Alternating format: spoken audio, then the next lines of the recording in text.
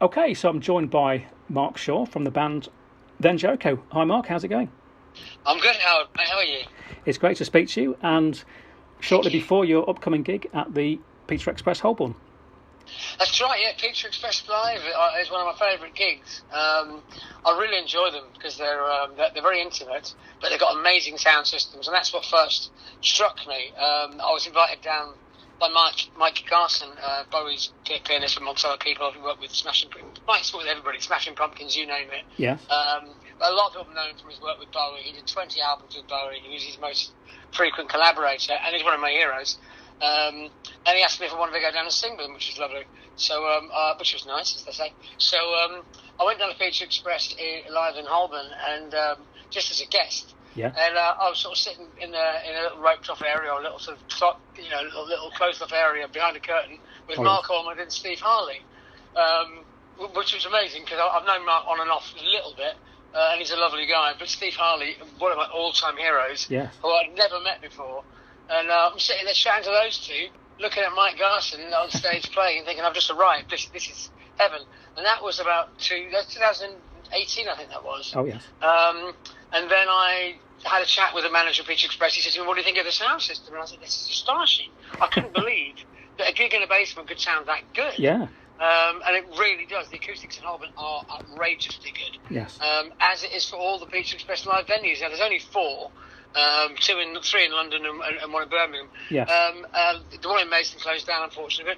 But what they specialise in, these venues, they used to be jazz venues, but what they've managed to do is make them, allow them now to be able to handle rock bands or acoustic bands or whatever. Yeah. And they're adaptable. The beauty is a lot of people think that, it's a bit sort of naff playing somewhere that sells pizza. Well, to me, there's no difference between playing there as there is playing a massive venue which is branded by O2. It's the same thing. You're still basically working for a corporation. That's right. You've got a sponsor behind it. Yeah.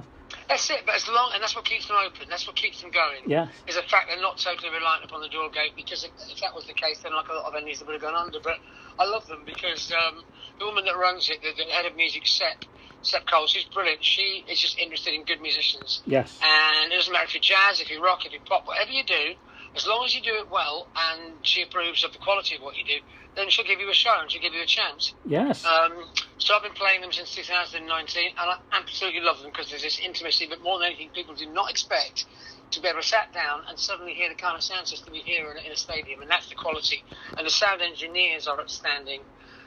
As well, so for me, it's all about the sonics, it's all about the acoustics, and it's all about the fact that people can see, and if they can hear with clarity, rather than having it blasted at them or it being muffled, as it often is in small venues. Yes. No, you're right. They always seem to get the right mix. They do. In that they venue, do. yes. They really do. And they're good people to work with. They're lovely people. I really enjoy it. I love. And the nice thing about it is also it's because a lot of people don't even know it's there. Yeah. So it's kind of that feeling of like you're doing something a little bit literally underground, but a little bit kind of under the radar. And I love that. Yes. It always gives that little vibe. Yes. Similarly, there's a lot of other places that have got a similar concept, but very few places do it as well as Pizza Express, if any. Yes. Now, I believe on Saturday it's going to be an acoustic set, is that right? That's right, yeah. I've been playing, all the shows I've done at Pizza Express Live have been Then Jerico acoustic, yeah. Which is effectively myself and a guitarist, in this case Ollie Brum, who's an astonishing guitarist. He's massively talented, and I'm very, very lucky to work with him, and a great singer. What we do is we use live loops, but we don't, instead of pre-recording the loops, or anything, nothing's pre-created. Yeah. We do it live on the night. Okay. So anything can happen. So part of our ethos is, ad-libbing and just doing things on a sort of, I don't want to call it improvisation as such, because that sounds really indulgent and quite jazzy. But it is improvisation, and that Ollie will start a loop, will create a loop, clapping his hands, clicking his fingers, playing the guitar line, and we'll have a pre-agreed idea of tempo and key. Yeah. But other than that, we won't sit down as a rehearsal and say, well, listen, maybe we'll do 3 or 4 hours rehearsal before every show, a couple of days before every show, and we'll run through maybe half the songs and say, right, we've got the feel. That's what we're doing this time, and we'll run with it. And we purposefully don't rehearse some of the songs, so sometimes it goes wrong. But the idea is that he'll solo. I'll look at him and nod, and he'll solo. Sometimes I'll do 2 verses in a row. We can't change the structure. Yes. And like I say, sometimes it really works well, and we think that was great. And then because we don't record them, we never really know what we've done. So afterwards we don't have to ask each other what happened there. But it's good because it traumatised it too much, Howard. If we pre-planned it too much, it would take the edge away from it, and it would just be a lot of bands when they play acoustic shows. They just do acoustic versions of their songs. That's all it is. It's the same song played on acoustic guitar. Yes. With us, it's not. With us, it's a lot of it's kind of guesswork or improvisation, and we rely upon the instinct that we have between us as musicians to follow each other. And he'll look at me like that means I'm ready to play something, or I'll look at him, and we have an idea of what we're going to do next about 2 seconds before it happens. And we find that tension and that edge and that pushing our own creativity and our own ability to be able to second guess each other really brings us close as musicians. But it also keeps it interesting for the crowd. It keeps it edgy. Yeah. And it means it's never the same twice, so it doesn't become stale. And when you've been playing some of the songs that we're playing for, as long as we have, and as old as the songs are now, some of them, you need to have that, because people often say, if you get bored playing your old songs, well, not if you do something different with them. And if you don't pre-plan it and you just let your creativity loose, then you'll find that there's sometimes something else in a song that you didn't even know was there, a different note or a different phrase or a different guitar voicing or something. Yeah, it's a nice idea because you get the spontaneity on the evening. So that's the word I was looking for, spontaneity. Yeah, anybody on the evening is going to get a unique experience. Absolutely, and they know. I don't know if they do know how.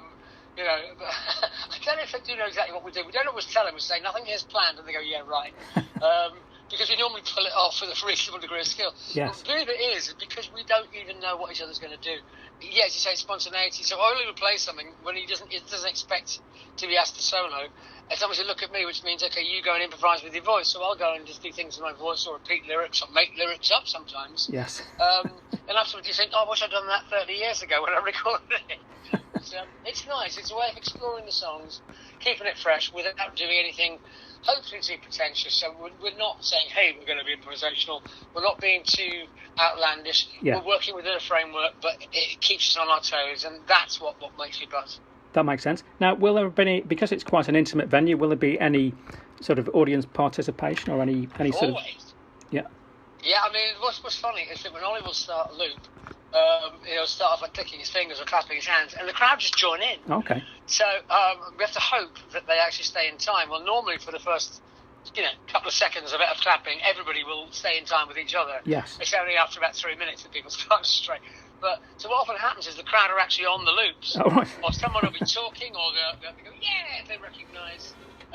Sometimes I'll announce a song, but normally I won't. I'll just let Ollie start. Yes. And then we'll go to the chords, and they think, what's this? And it's only when I start singing they know what the song is. But sometimes you'll hear somebody shout something out, or there'll be a word or anything, and it'll end up on the loop. So there is crowd participation without them realising it. But yeah, I normally stick the mic in the crowd, go out into the crowd and get everybody to sing and join in. And it's a lovely thing because my crowd are fantastic. Our followers are lovely, and they've been so supportive. And they join in, and they'll sit and listen if I'm being dramatic and standing still and posing and turning on the drama. But if they want to turning on the atmosphere. But if I'm sort of smiling and running around like a lunatic like I normally do, they know that anything goes, and they join in and they sing, and they get up and dance. By the end of it, they're all up and dancing, which is lovely because it very much is about relaxing people. Yeah. And the show is about them. It's as much about them as it is about us.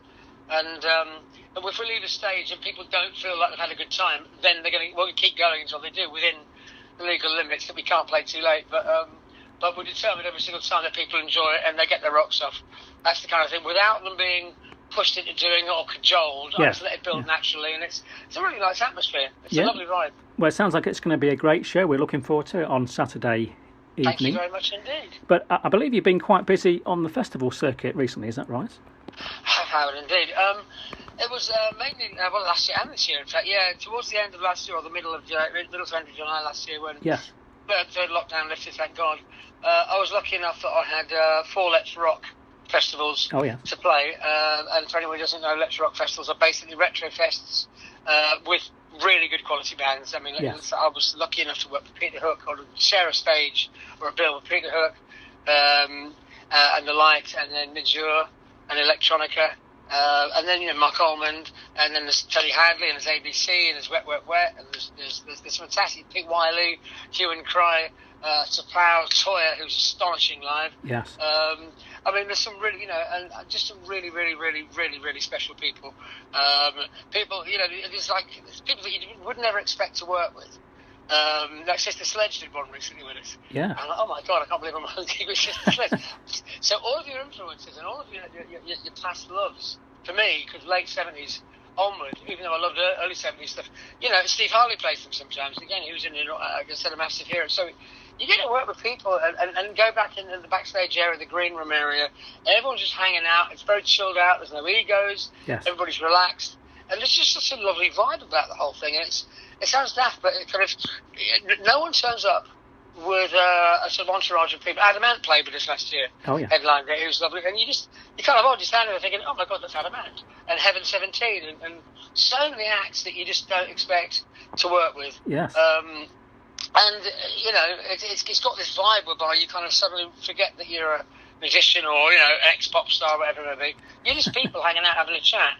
There's a really nice friendly atmosphere, and that's what I like about it, because everyone's dressing rooms are next to each other, and they're just like tented dressing rooms, sort of things, but inside a marquee, so you can hear each other talking. Yes. So if anybody slags anybody else off, you can hear it. Claire Grogan and Altered Images, always playing, they're brilliant. You just get to sit down and talk with people that have sold millions of records. Is that Billy Ocean? Yeah, but Billy's brilliant. Billy's phenomenal. Everybody loves Billy. He's the nicest man in the music business.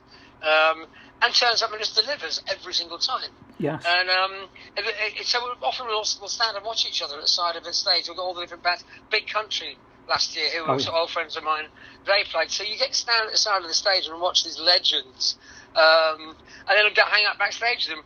And often you don't talk about music or talk about your career. You talk about what the football results are, or how did you get here, or which way you're getting back, or where you're staying. There's a really nice convivial atmosphere in those festivals. So those I love doing. That's Lecture Up. Similarly, I played a gig at a festival in Belgium. Yes. Called Sinners Day last October. On the 31st of October, it's a weekend festival, being on Halloween, and the day after Halloween. So it was cold. It was very cold, and there was a massive storm. And the Sinners Day Festival is in an old factory, which is partly open to the outside world. There were huge gaps in the concrete because it was actually an old coal mine. Okay. But a proper industrial scale coal mine. Yes. So they've still got the old wheel tower there, and they've still got some of the pits or whatever. And there's this big factory which they've converted, and they've just literally put a couple of stages in there. So the wind's howling through, so you're kind of inside outside. It's quite bleak and very industrial, but it's a perfect setting for what is a goth, punk, electro and dark wave festival. Yes. So on one stage you have the Belgian bands or the European bands. Other stage you've got the British bands. So I was on stage shared the same stage with the Angelic Upstarts, the UK Subs, with a magnificent Gino Chesabel, who are, again, heroes of mine, brilliant. Jar Wobble, who's the king of the bass and someone that I've always admired for years. I've been really, really admired. And it was brilliant. We get to go, and this year I think the Stranglers are doing it, and Public Image are doing it. So we're there. Empathy Test played, who were fantastic. So on the one band you got an English stage. One stage you got an English band, and then that band will finish, and then the curtain goes up the stage next to it, and it's followed by a European punk, goth, stroke, electro, dark wave band. So it's almost like a little competition going on. Yes. But they're lukewarm, because anyone was telling about goths. Goths are actually really cool, nice people. Oh, yeah. They just pretend they're not, and I was one myself at the very start of goth, back in around 1980, before it was kind of called goth. Yes. We call it post-punk then, or alternative. But yeah, so it's fantastic. So you look at it out, and there's all these people with blue lipstick and black hair and white face makeup. It's just like it used to be back in the day. So that was fantastic. Yeah, and it's good you can play different sorts of festivals. I mean, would you consider yourselves a rock band, or? That's a really good question. I mean, we played another festival recently in Durham called Northern Kin on the 30th of April, and that was very much a rock stroke R&B type festival. So you had people, my God, you had people at Fairport Convention, folk, and then you had Focus, who I used to listen to when I was about 10. Yeah. And then there's a band called King. We're a phenomenal Scotch rock band. Delamitri headlined. So there was all these different bands on there, and then Bernie Marsden, who's an astonishing rock guitarist. He was in Whitesnake. That's right, yeah. So the Blow Monkeys played, Gun played. I mean, there's all these bands that I've known on and off for years. Some of them personally, some of them not. But they're all pretty much in the rock, stroke folk, stroke rhythm and blues bracket. Yes. So to play that and then play Sinner's Day, which is the electro goth thing, and then play the pop festivals with electro rock, made me realise then that our music is accepted in all kinds of circles. Yeah. And there was a Geordie DJ there, because my parents, my mum was Scots, my dad was a Geordie, so right. It was like Ganyam for me, like Gan and Horn. It was great, it was lovely. And I was sitting talking to this Geordie DJ, and he plays all the metal circuit, and he said you can always play a Then Jericho record in a metal club. Oh, okay. I'm like, you're joking me. And he said, no, and it always go down really well. That's interesting. He said, so in some ways I think we were kind of considered soft rock. Then we were called pop rock. NME said that there was a rock band with a pop band screaming to get out, which I think is probably the most appropriate expression. We were kind of ostensibly a rock band, but we had a real pop sensibility. That's interesting. But then, if you looked when we were in Smash Hits, they would call us a pop band with a rock edge.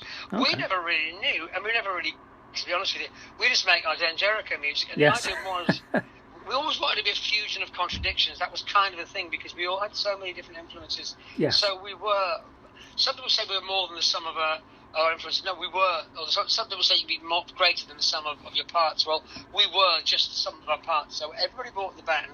Everybody's musical influences came out. Myself, Jasper, Scott, Stephen, Rob. Anybody who had something to bring to the party injected it into the band, and everybody was given space to have that, to let that breathe. So we accommodated one another and ended up with this weird kind of hybrid. Well, I don't really know what it was, Howard, or what it is. Because every time I think it's one thing, someone tells me it's something else. Yes. Well, so I've stopped trying to analyse it. I think you can just be, you don't necessarily have to fit in one style of band. You can be, you could. But I mean, I think the press and the record companies, particularly for marketing, they want to pigeonhole you, and it sounds like a cheap expression, but it's so that they can sell you.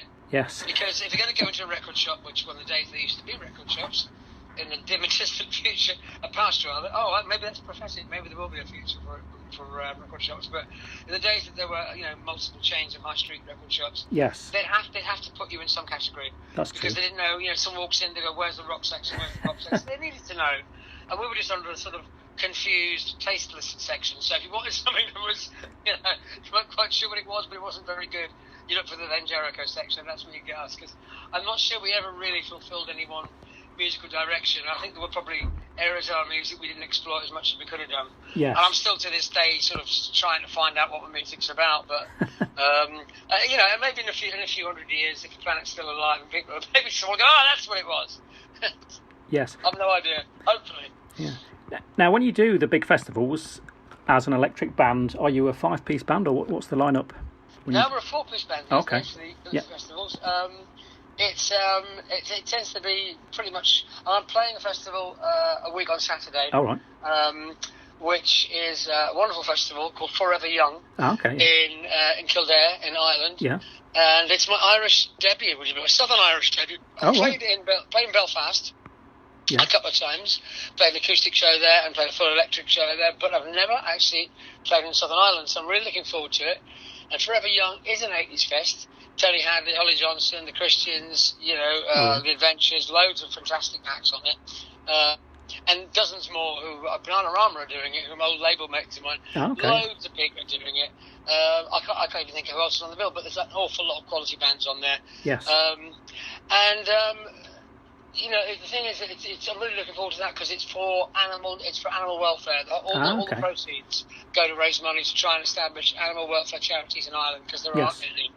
So Sharon Alston is the lady who runs it all. She's a vet. So she's done the incredible thing the last couple of years of putting on, or Chuck said to stop for COVID, but putting on an animal welfare gig. Yeah. And it's also one where it's eco-friendly, so all the rubbish gets cleared up by the crowd as they leave and by the band. You chuck something down, you pick it up and take it home with you, which I love. But it's nice to be something which is for a cause to some degree, but also something where, again, it's an 80s fest, but it's an 80s fest with a reason, because that's a lot of what the 80s were about for me, particularly. It was always often cause-driven. So it's really nice to do something for a charity, something to help people out. Yes. And something, again, where I go and see a bunch of mates, people I haven't seen for a while, like Hadley. and go off there and see if we can sort of impress each other. So that's great fun. Yes. Now, some of the bands we've been speaking to from around that era have been saying that, as well as the original fans of the group, that you're also attracting new fans to the shows as well. Yeah, it's interesting, you know. I mean, some of our fans now, a lot of them have got kids. Yes. Kids. I'm sorry, they've got teenage offspring. Actually, yes. I won't call them kids because that sounds very patronising, but not intended to be. But yeah, they've got teenage kids, so they turn up with their sons and daughters who are 17, 18, 19, 20. I'm quite astonished. There's a lovely family, recently Indian family, who turned up at one of my shows a little while ago with their two kids, and they were about 10, 11 years old, and they're both jazz musicians, which I think is fantastic. So for quite a lot of the younger people that turn up, it's often, in several occasions recently, it's been their first ever gig. Because their parents have brought them along and said, this is the band you've been hearing all your life. Right. These are the ones I always put on when you have to leave the room because I'm packing the room and start embarrassing themselves dancing around. Oh, go, Mum, what's this about? Well, they're now bringing their kids, and quite often it's been their first gig, and that's the real compliment. They'll sit and they'll listen. Even if they don't, they might know one or two of the songs, but they'll sit and listen. I really enjoyed that. And you think, oh man, that was your first gig. And if you didn't know that first, if they've left with a smile on their face, to me that's such a compliment. But that was their first show, and they've stayed, and they've enjoyed it, and they'll be 17 or 18 years old, and haven't thought, oh God, what a load of irrelevant crap. In fact, they've actually listened to it. And so, especially when they've reworked versions of things. Yes. It's a real testament, I think, to our music that they'll leave. I think that was such an important. That's an amazing moment. It's something no one ever forgets their first gig. And sure as hell, it's not a Jerico gig. But if someone told me beforehand it was their first show, it may change my. I might be a bit more nervous. But when it's afterwards, you get told that, and you say, "Do you enjoy it?" And they say, "Yeah, really, it was great. Thanks, it was brilliant." Because often they'll say, "Who else should we see? Who else do you recommend?" And it's like, well, if that's your choice, I can't influence you on that. But I normally recommend one of my mates' bands. Yes. Now, it sounds like that was a memorable show. Have you any other memories over the years of shows that stand out in particular? Yeah, a lot, to be honest. I mean, the first time we headlined the Marquee, the old Marquee in Water Street, was a big one for us because we'd supported there quite a lot. Yeah. And it's where you used to earn your spear. Yeah. Your spears? Earn your Britneys. Earn your spurs and cut your teeth, as it were. Must mix those metaphors. But yeah, it's lovely because in the old Marquee, there was the dressing room was basically, as it often is in these small venues, the staff toilet, staff changing room. But there would be everybody's autographs on the wall. Because we first played it in like '83, and there was, there was everybody. David Bowie still had his autograph on the wall. But you couldn't find a space to autograph it, so people had used every square inch of the floor, the ceiling. I mean, you name it, everybody, Sicilian, you name it, everywhere there was an autograph. You had to find a little spot to actually to sign something. And looks around us, so many legendary bands, The Clash, and Pistols, and all these people had played there. And then you find someone like Donovan or Bowie or the Animals. I mean, just incredible bands from the past. So that was memorable. And then the first time that unfortunately, that Marquee got knocked down and closed down. That wall disappeared. It was a real shame.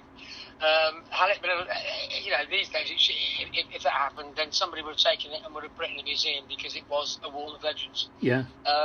Then the first time on the other side of the coin, the first time that we headlined Hammersmith Odeon, as it used to be, or Hammersmith Apollo, whatever it's called now. That was it, because it's where Bowie did his last gig at Ziggy. Yeah. And I've been many times. I've seen loads of bands there over the years, Roxy and Simple Minds and loads of heroes. Yes. But to go there and actually headline was phenomenal. But the first time we did it, we actually supported Iggy Pop on tour. Oh, right. I remember every single night of that tour. And so that sticks in my mind so much, because not only he's such a really genuinely lovely, friendly, down-to-earth and warm human being. When he switches into Iggy and you suddenly see this animal appear, you're like, Jesus, it's terrifying. You're in the same room with him when he changes. It is like Dr. Jekyll and Mr. Hyde. And then afterwards he comes up and goes, yeah, man, it's just an act, But he was great to us. He was lovely to us. Yes. And he used to watch me every night from the side of the stage. Oh, right. And I had no idea. So after a while, I said to my drummer, I said, this is this guy who keeps turning up at the side of the stage and doing that weird dance. He went, that's Iggy. He's watching you. So at the end of the tour, he had a party and invited us to it. And I said, were you watching me? He said, of course I was watching you. I want to keep my eye on the competition then. And I said, can you give me some advice? He said, you don't need any advice. You got it. He said, you're crazier than me. Oh. I'm like, wow, that takes some doing. So that for me was the ultimate tour. And we supported In Excess as well on tour. Oh, wow. So I've worked, I've been very lucky enough to support some of the greatest frontmen on the planet, if not the greatest frontman on the planet, Iggy. So they're amazing. They're the moments that stick in my mind. And then finally, when we headlined the Albert Hall for the first time, that was a massive moment, as it is for everybody. Yes. But that was for the Queen, the Royal Society for the Disabled, back in '86, and to Power were on the same show with us, who were amazing, and I got to meet the Queen Mum afterwards. Oh, right. And the Queen Mum was the reason that my mum survived, because my mum had tuberculosis. Oh, yeah. And she was sent away, she was during the war, when everybody was forget the word now, yes. all the kids were evacuated, that's it. And my mum was in an iron lung, and she was, I think, the only available iron lung in the country, and she was in that iron lung from the age of 2. And as the war ended, the Queen Mum was the person that kept that particular, it was a stately home, and she kept that stately home open, with my mum as the only patient as a little girl, from the age of 2 until the age of 4, specifically to keep her alive, because she found out there was one little girl who was going to die if she didn't have that iron lung. So the Queen Mum personally made sure that she bought that stately home and kept it open. My mum was a Glaswegian, working class lass. So for her to do that, for someone that wasn't of any royal blood and that wasn't aristocracy, just an ordinary little lass from Glasgow, do that was phenomenal. And Mum told me that, and then I got to meet the Queen Mum after the show and tell her the story. And she said, you know what, thank you so much. I always wondered what happened to that little girl. And gave me a letter to give to her. So that kind of all made sense at that point. My whole life suddenly all clicked. And I went, that's why I'm here. That's why I'm supposed to be doing this. That's why I'm in this band. Because I was never a royalist, and I'm still not particularly, but I've done a lot of things for the royal family, for charities for the royal family, because it wasn't for the Queen Mum, my mum wouldn't be alive, and there wouldn't be me, there wouldn't be then Jericho. Wow, that's an amazing story, and it came full circle at the Albert Hall. Isn't that lovely? I know. It's a weird moment. My whole world kind of shifted on its axis at that moment. I went, oh my God, this is really weird. Yes. I wonder if she was a fan of the band even before that. Well, we had a really good chat, She was lovely. She hadn't been very well. Yeah. She was ill, she had a cold. But she turned up anyway in the driving rain, and there'd been a flood on Kensington High Street and Knightsbridge, so she couldn't actually arrive for about 2 hours. So the whole show was delayed. But she turned up and sat and she listened to us, and we played for an hour and a half. And it went out live on BBC. We didn't finish till 1 o'clock in the morning, Howard. But she stayed in, came and spoke to us afterwards. So I'm standing there, and we chatted for half an hour. And she was so nice. And she said, "Oh, you must go and meet my daughter. She'd love you." And I'm like, "Who's your daughter?" She went, "It's Queen." I went, "Oh, right, sorry, yeah." But there's me standing on the stage singing. And one of my lyrics is, "Royalty is a crime with lives and homes at stake." And it's an interesting lyric that you are right. Royalty can be a crime. And you're quite right, and we're trying to change that. Our generation and my daughter, we're trying to become more people-friendly, and we're trying to sort of, demystify the whole thing. We're trying to do as much as we can to get back to the people. But she was really open to sort of not criticism, but to my point of view. Yeah. And it's nice to see someone who actually has something to say without being scathing or without being antagonistic or screaming at me, singing it at me. And then I'll listen to their point of view, and I appreciate it. And I just realised then what a truly, deeply intelligent and tolerant person she was. She was so down to earth, it amazed me, and we had a really good conversation. After a while, you get as the Queen Mum. Yeah, well, a really nice person. Did she introduce you to the Queen after? Well, no, she said, "Would you like? Could you come up and meet her?" I'm like, "Yeah, really." And I never followed it up. I mean, similarly, we did the Prince's Trust. Oh yeah. Which was another night I remember at the London Palladium. Oh yeah. Charles and I, and we were. Played there and got to meet them afterwards, and I got a lovely letter from him saying, "Please pop up to the house to where I forget where he was living now, but pop up and have a come up for tea." Yeah.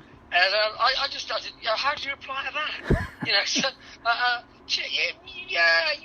think about it. So every time I sort of walk past Kensington Palace, that's where I was thinking. Oh yeah. So every time I walk past it, I sort of think, I could have gone in there, missed the chance, but I didn't really know how to reply, because you think, is this a form letter? Is it something everybody gets? Is he really ready for me? Because I met him and he was really nice, and we had a chat, and we had a natter about everything. I think I asked him if he had any Rizzler, as it happens. Oh. I was standing next to Jules Holland and Terence Stamp, which is astonishing. In a line with people like Michael Caine, Marie Helvin, Jerico, I mean, all these, phenomenal people.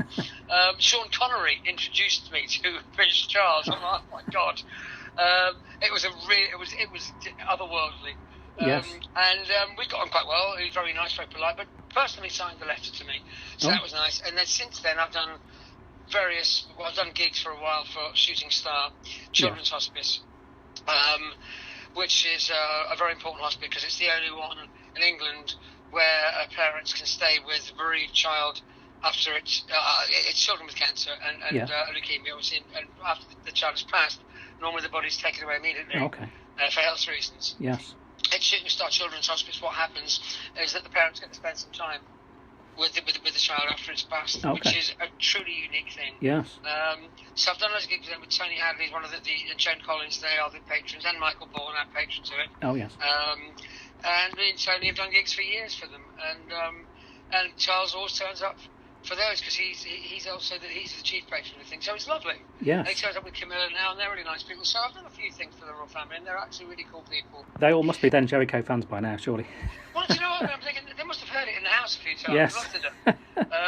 But so I always think, shall I send them a CD or something? But you're not really supposed to do that kind of stuff. But I know it sounds odd because never having been a royalist and always being a socialist. I never thought that I'd meet these people and actually like them for the people that they are, and I genuinely do. So it's so hopefully my knighthood's on the way with better luck. Yes, well, I know William and Kate like their music. I think they've spoken before about tracks they have on sometimes. So I'm sure they must have some then Jericho. They probably don't. But the thing is, they're kind of obliged to say they like things, I suppose, aren't they? Probably listen to thrash metal, don't they? Well, I think they mentioned an AC/DC track actually. I think that they. Did they really? Yeah, I think they mentioned Thunderstruck that they play from time to time. Yes. Amazing. Brian Johnson's he's been to see me live a couple of times. Oh right, yes. And he's a smash. He's a Geordie, and he's great. And I asked him once. He's a really, really smashing guy. And I asked him, "Have you got any, warm-up technique?" He said, "Uh-huh." So what do you do like? And he said, "Well, I get a pint glass, and I put half a bottle of red wine, and top it up with half a pint of Jack Daniels, and I'll neck it." That was his advice to me. That's a unique warm-up. Yeah, exactly. Brilliant. Yes. Would you consider yourself as half Geordie? You said your roots are. I do, yeah. I was actually born in Derbyshire. I was born in Derbyshire, in Chesterfield. Right. But Wingleworth, in fact. But we moved at the age of I was 2 to Nottingham, and then from Nottingham, my dad and my mum went back up to Newcastle. Oh, okay. And we moved. I went to Newcastle. And we lived in about 5 different places, even in Sunderland, which is almost like a betrayal if you're in Jordan. So I went to school in Sunderland, and then we moved down. We moved everywhere. Yes. So I started in Manchester, then we moved to Croydon, then I went to Sussex. So you name it, we've been there. But because my mum was Glaswegian, and her family were all from Edinburgh and Glasgow, and my dad's family are all Geordies, and there's always been that part of me which feels at home when I'm in Scotland. My heart beats a little bit faster when I'm in Glasgow or in Edinburgh. I feel the blood coursing through my veins. Yes. And similarly when I'm in Newcastle, I just feel a kinship and I feel like I belong here. So when we played Durham, Northern Kid a few weeks ago, it was strange because I just felt like I fit in here, even though Durham isn't quite Newcastle. It's still that thing that I belong up north.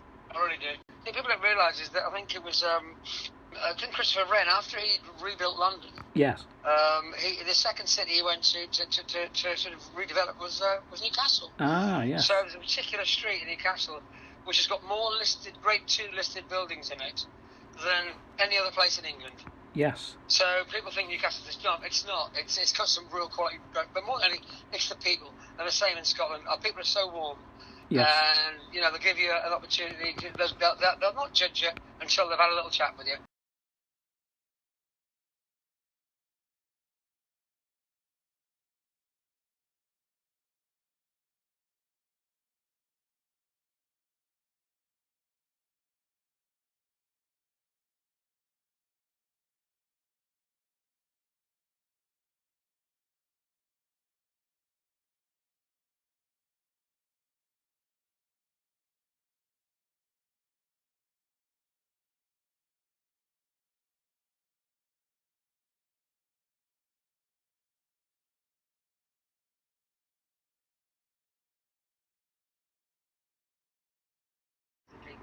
Have you any shows in the north of the country coming up as well? Or? No, I mean, I'm looking for shows, to be honest, at the moment. My agent's working hard because there are so many shows that have been rescheduled from last year. So many bands that just, didn't get a chance. Yes. Well, really not just last year, from 2020 well, that's right, to 2020. There was 18 months of shows that were cancelled pretty much. Yes. So there are bands who've had their records held back for, records they made years ago, 2 or 3 years ago now, ready for release. They can only release them now. People have had tours rescheduled, gigs rescheduled, and you cannot fit 18 months worth of gigs with all the bands there are in England, all the solo artists, and all the other visiting artists as well that come in. Yes. Into the second half of this year. It just doesn't happen. So I'm really lucky that I'm actually gigging up until July the 16th. Not only Pizza Express this Saturday on the 9th in Holborn, but also at Forever Young in Kildare on the 16th of July. I'm so lucky that I'm getting to play right in the middle of this year. And I'll be returning again later on in the year to play some more shows at Pizza Express Live. But the next couple of months in the middle of that, I don't know what I'm doing. Yes. I'm going to go to Spain to play some shows. I'm going to be going to Wales to see my mates Mike and Jules Peters. So that'll be good fun. So I've got a few things irons in the fire. Yes. Nothing nailed down yet because I wanted to leave a little bit of time to write some songs because I've not had a chance. Ah, right. Yes. And I'm not big on writing at home. I like to go to a rehearsal room to write or whatever. Yes. So because you tend to sort of ponder your own navel when you're sitting at home.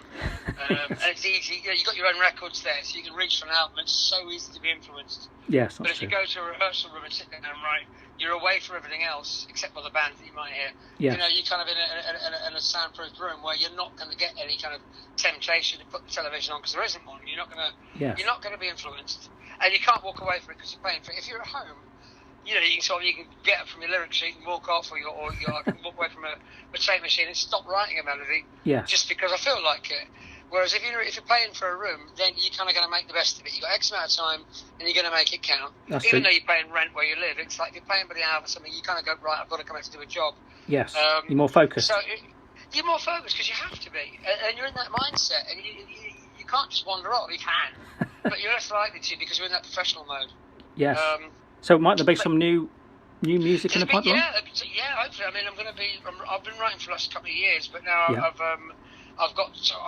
back with the pen's coming out again, and my melodies are coming out of me again because I've been gigging. And so I'm ready to write some fresh stuff to go with what I've already written because I've got quite a few. I've got maybe 10, 15 songs, but there's always room for more, and you can always, especially now the idea of the album itself perhaps isn't as important as it was. Yes. Because you can everybody downloads.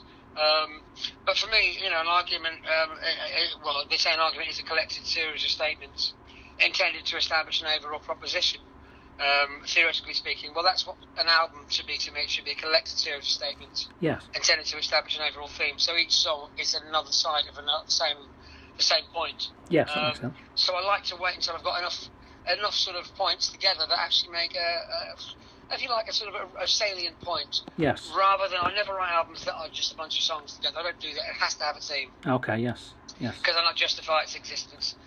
Yes, that makes sense, yes. So maybe some music, some new tracks coming up in the future. Where's the best place for fans today to find out about your music? Do you have a main website? Or? Yes, I do indeed. Thank you for asking. It is www, if anybody says that anymore, it's thenjerico.com. Okay. And it's thenjerico.com. There's no H in Jericho. Ah, right, yes.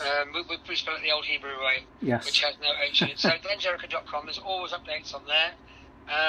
And otherwise you can go to Mark Shaw then Jericho.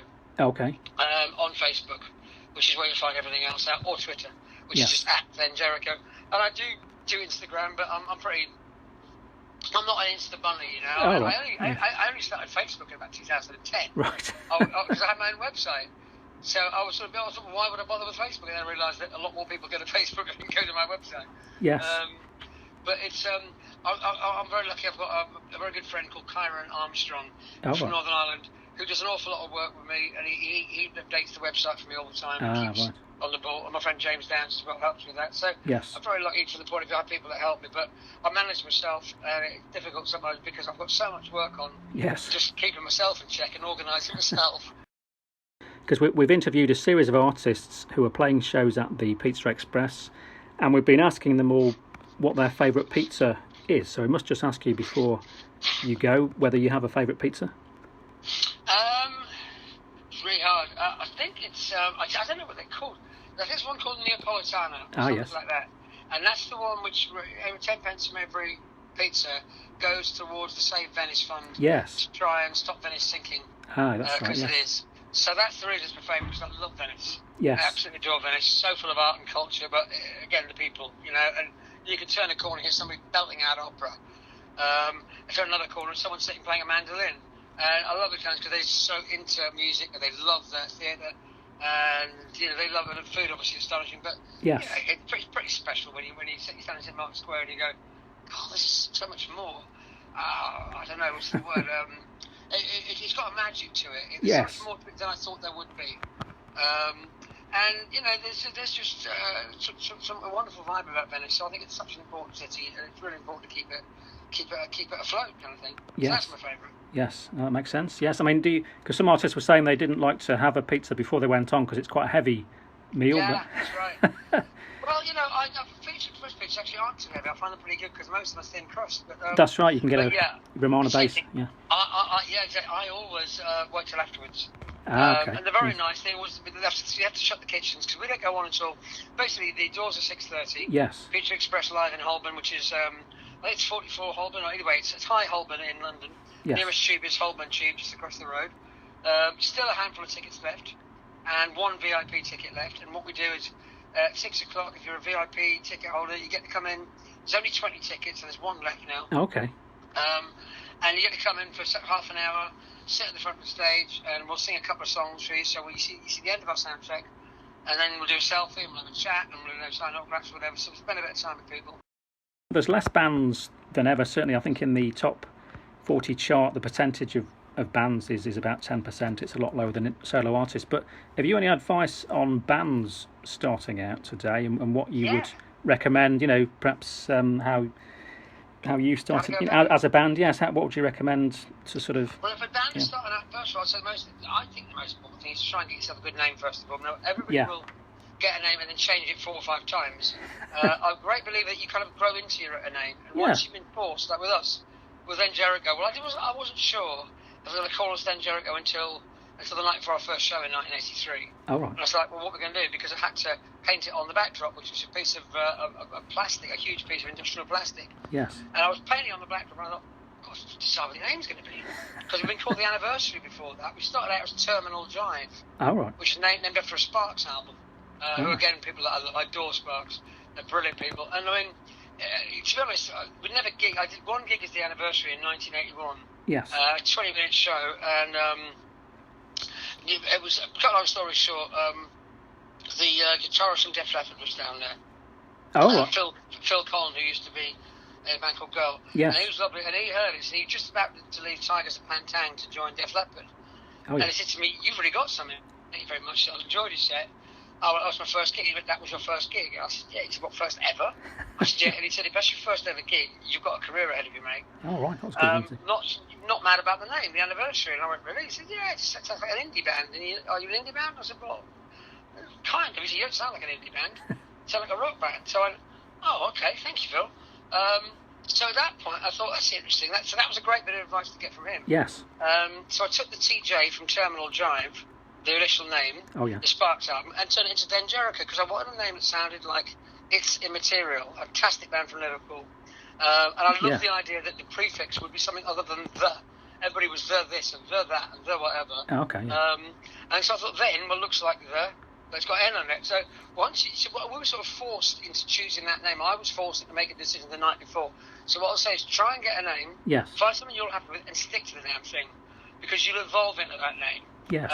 Don't do what I did and end up, sort of guessing at it at the last minute. I'm really glad we didn't choose that name, because it came from the Bible. I was living in a squat at the time, and blah, blah, blah. And I read it was an old rotten Bible. It was the only book in the squat. And there was the story of Jericho, and that made a lot of sense to me. So, but it was, I think the most important advice that I ever got, it was a moment where I was talking to someone from a record company. Our first gig, we had like three different record companies approach us. Oh, yeah. Because I waited for a year, rehearsed the band for a year before we did a gig. So, he said to me, "You sound really slick." already polished Yes. for a band. It was our first gig as then Jerico in 1983. He said, you sound really good. I said, could we rehearse for a year? And since then, I've never really been one that's that into rehearsing. But I made sure that we really knew what we were doing. Yes. Before we hit that stage. Okay. And what we actually did was just we walked into a venue called the Half Moon in Herne Hill, and basically blagged ourselves a gig and said, well, we want a headline. They said, well, you don't just headline, you support. And we said, we don't do supports. In the same way that Spandau Ballet have never had a support band. Yes. We always said, no, we don't do supports. We'll hang on, and so we can guarantee we'll pull enough people to make sure we headline the show. All right. Because if you headline the show, you get top of the bill. It means you get other people to warm the crowd up. More than anything, it means the PA is warmed up. Yes. I don't know if it's true these days, but in the old days, the old analog PAs, everything had to be warmed up. So, but what we did was he gave me a very good guy, very lucky, that he gave me a bunch of tickets. He said, look, okay, if you can go out and sell all those tickets, then you can pay yourself. Okay. I'll give you a headline show. So if you come back, they said, man, I want my cut.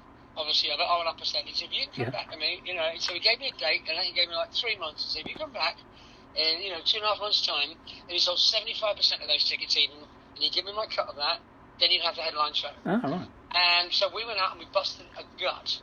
We even paid people to buy tickets just so we could prove that we could actually sell tickets. Yes. To get that gig. And good as his word, he gave us the break. We got the headline, and we pulled about 150 people.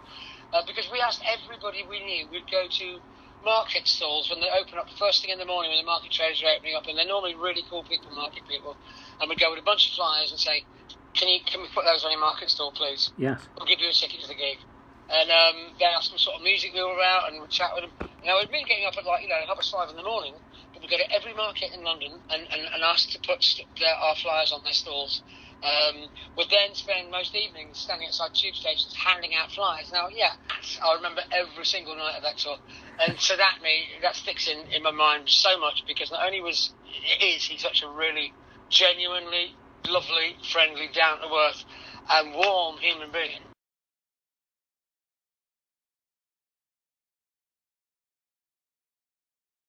But basically, we just kind of canvassed everybody. Yes. And we'd ring up all the radio stations every day and say, will you listen to our demo? Will you please listen to our demo? So we'd go and stand outside Capital Radio in the pouring rain, or at Radio 1, and where the DJs would come out and just push a cassette in their hand and say, will you just listen to that? Will you please just listen? And look at people like Gary Crowley, who was fantastic. Gary Crowley played us and gave us a radio session. If it wasn't for Gary, we wouldn't have got the sign, to be honest. He's someone that never gets the credit. But if it wasn't for Gary listened to it. Not only did he play the demo on his show, but it was him that actually introduced us to London Records, who we signed to. So, it's a lot of about really going out and not being a nuisance, but sort of trying to get under the radar a little bit, trying to get the people where perhaps they don't notice. If you put something somewhere people don't expect to see it, they're more likely to look at it. Well, right now, we have Bandcamp, which is a phenomenal thing. So you can put anything you want out yourself, and if you make enough noise, you'll get noticed. Yes. So the important thing, I think, is rehearsing, go into a studio, or sit at home, whatever you've got. Try and put down the best quality demo you can, and a lot of it's about the quality of the recording. Even if your song isn't that great, if it sounds good enough for someone to go, well, that sounds like it's radio friendly, or it sounds like it sound good in my car, or whatever. So when you do your recordings, play them in the car, play them on your headphones, play them to get an old radio and play them through that. Put them on YouTube or private setting and play it back to yourself through your TV. Check it and make sure it sounds as good as it can sound on any system, because when someone listens to your music, they could be anywhere listening on any device. Yes. So the important thing is to try and make sure it sounds as good as it can across all different platforms. But I'd also say believe in yourself is the other thing. Believe it. Try and stand together as a group, and once a week, sit down with each other and have a good bitch session where you can get all the bad vibes and get all the dirty water out. Sit down and get it all under that bridge and say, you know what, you really peed me off last week. You really annoyed me. You said this and that got under my skin. And you did that. It was that one little thing. Get it out, because otherwise you carry it with you. If you haven't got that kind of free expression between each other, then you'll take it into the studio with you, and those resentments will build up. And if someone comes in with an idea, you might not like that idea just because you're upset with them. Yes, that makes sense. And nobody has a monopoly on good ideas. It may be the last person you expect who turn around and say you should change that word or you should change that note. Yeah. But that's really good advice. I mean, it would be nice to see more bands again, I think, to have a more of a mixture. We need our bands. Britain produces some of the best bands on the planet, and we know that. But also it's the fact that solo artists tend to sell about 25% of what a band sells. Yeah. And a band successful sells a lot more. So even though you end up getting the same percentage if it's more of it, as you would if you're a solo artist, being a solo artist, believe me, it's a lonely place to be sometimes. You got all the responsibility, and yes, you get the lion's share of the money, and yes, you get all the attention, but it also means that there's no one to sit and talk to you at the end of the night and say, well, that's right. what's happening, and that's, and they'll go, yeah, tough, I don't really care, mate, I'm in your band, I'm not your mate, I work with you, but they'll be your mate, but you know what I'm saying? It's kind of like people I know what you mean. walk away and do other things. If they're in your band, then everybody's fortunes and destinies are entwined together. Yes. And whatever happens, you'll have some really, really, really good nights together. You'll have some laughs. And there's no fun you'll have like being in a band, even if it's just a rehearsal. If you can share a joke between you, when you suddenly you all laugh at the same thing, and you find you've got the same sense of humour, or you find out where your sense of humour is, that's the glue that will keep you together, and that's the thing that often will inspire your music. Because if you can laugh at something together, it's much better to go into a studio when you've had a laugh, when you're in a good mood, than it is when you're really depressed. That's right. Actually, we must just ask, because we sometimes ask for, obviously, probably one of the most famous bands of all time, the Beatles. We must just ask whether you have, over the years, met members of the Beatles. Have you any stories of meeting any of them? Yeah. Okay, I've got two. One was I did our song "Big Area" was on the soundtrack to a film called Slipstream. Oh yeah. Which stars Mark Hamill and Bob Peck. Yeah. It was amazing. It was directed by Steve Lisberger, who directed Tron. Oh yes. That was on the soundtrack of that, and it was, to cut a long story short, Steve Lisberger took me down to L Street and showed me the rough cut of the film, and he showed me how Big Area, the lyrics of Big Area, fit identically with the narrative of his film, the actual screenplay. Oh yes. The whole story, the words of Big Area totally resonate with his screenplay, which was a weird moment. He said, "You see why I want this song? This could have been written for this film." So we went to that, and then there was a royal premiere, and I'm standing in the line of the bar, and I step back, and I stand on someone's toe, and I turn around and go, "I'm really sorry," and he goes, "All right, mate." That was terrible, that was a Birmingham accent. It was Ringo Starr. All right. I was like, oh my God. And I said, "Would you like to go first?" He went, "No, why?" He said, I said, "But he said, you first, you go first." And I said, "No, go on, please, I'm sure," because I could see loads of people wanted to talk to you. I said, "Come on, you're going to get hassled in a minute." He went, "Very, very kind of you." And then he got in the bar and he went, "He was first." He stood in front of me and then said, "He was first," and made sure I got served first. So that was such a lovely moment. I was grinned at him, he just winked at me. And then there were so many people in the bar together, and within 2 seconds he was engulfed with people. I didn't get to say any more to him, but it was such a nice thing to do. Yes, a nice moment. The other moment, wasn't that lovely? Yeah. The other moment was I was I was at an event at BAFTA years ago in the 90s, and Paul was there. Paul McCartney was there. Sir Paul was there, and he asked. They were going to have they were going to make a photo call. So all the journalists and photographers were standing at the bottom of the stairs at BAFTA, and there's this huge marble staircase that goes all the way up to the sort of first floor. But so there's a lot of stairs. Yeah. There's about 30 steps in this thing. Big, fat marble stairs. Not the kind you want to fall down head first. Now, all the press are waiting at the bottom, and Paul said, as he walked through the crowd, everyone was like, nodding to him. So I put my hand and went, "Paul, my name's Mark. It's such an honour to meet you. I love your music. Thanks for the music." "Oh, cheers. Thanks a lot. Whatever." And then 10 minutes later, my sort of PR at the time came over and said, "Paul wants to have a picture taken with you." He's only doing one picture. He's only doing it with the head of BAFTA and with one person, and he's chosen you. Oh, right. And I'm like, "Oh my good God!" She said, "You better go. I just have a haircut, and I'm caught in the rain. It looked like I'd come on a bike."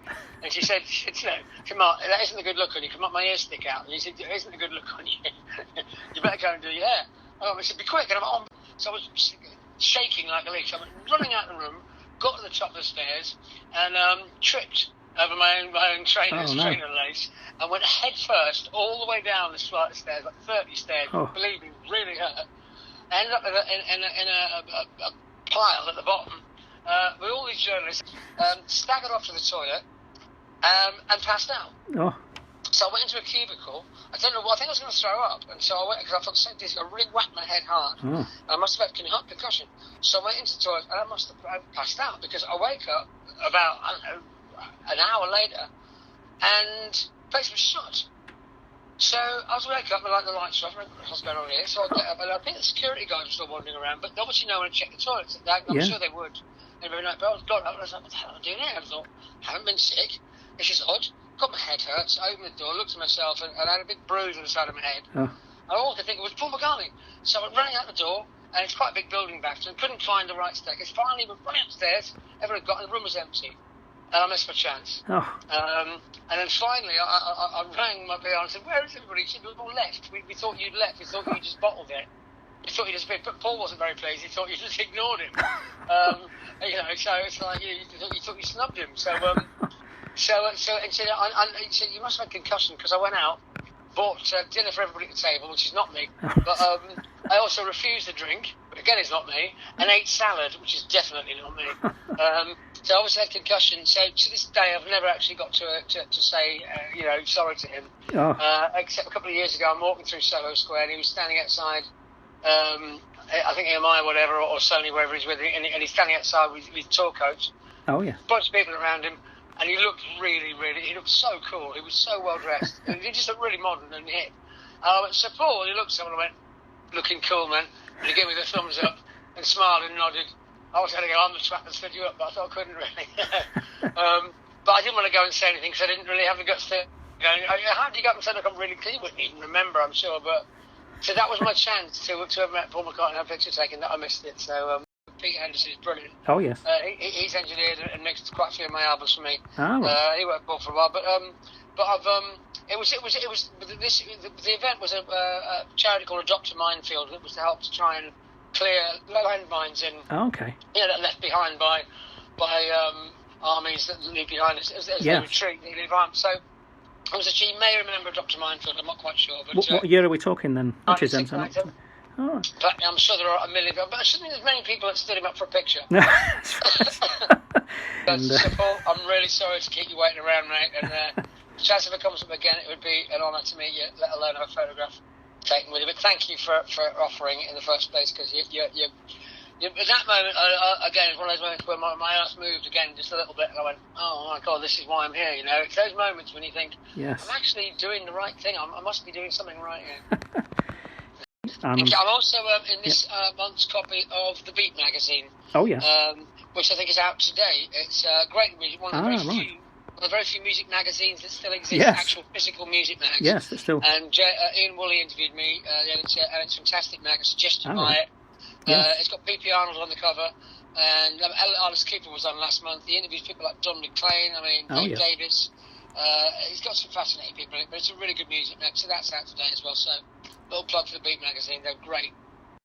Yes, well, it's been fascinating to speak to you, Mark, tonight. Very nice amazing to you, Howard. Thank you very much indeed for this. Some amazing stories there. You're welcome, and we look forward to the Pizza Express show on Saturday. It's been great to have you on the show. This is Mark Shaw from Jerico. You're listening to Camden Town Radio. Keep rocking.